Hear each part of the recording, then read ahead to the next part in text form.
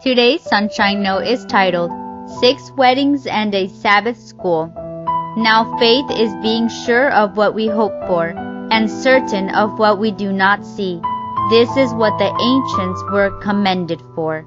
Hebrews chapter 11, verse 1 and 2. She was afraid she'd never get married. She'd been a bridesmaid in 6 weddings that summer and had attended almost a dozen more during the year.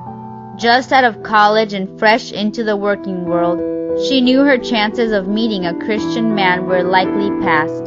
The last of all her friends still to be single, she came to the Lord one night in tears. "Find someone for me," she pleaded. "I want a family, Lord. I want to raise my children to know you."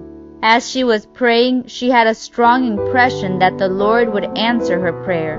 She didn't hear a voice or anything. She simply felt a surety. As more of her friends became happily married, that surety stayed with her and she chose faith instead of discouragement. She didn't know how it would work out, but she was sure that the Lord would bring someone into her life. She just felt it.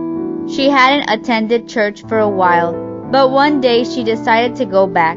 In Sabbath school, she found a handsome young man teaching the lesson.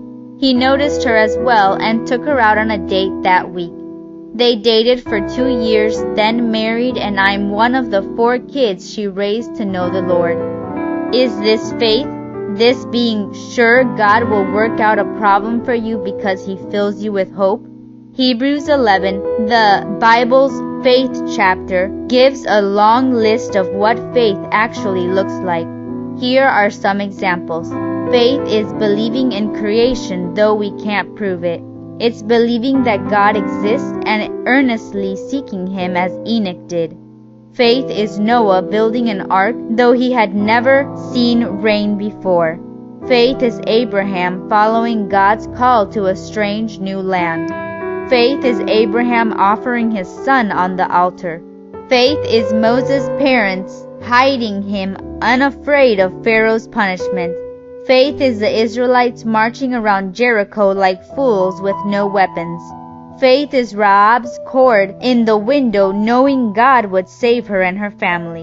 The common trend I see in all of these stories is that though they couldn't fathom the outcomes, these people trusted God anyway.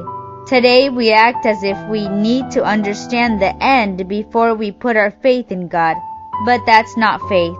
Having faith like the heroes of old means believing that God has a way to work things out, especially when they seem impossible. May God bless you today.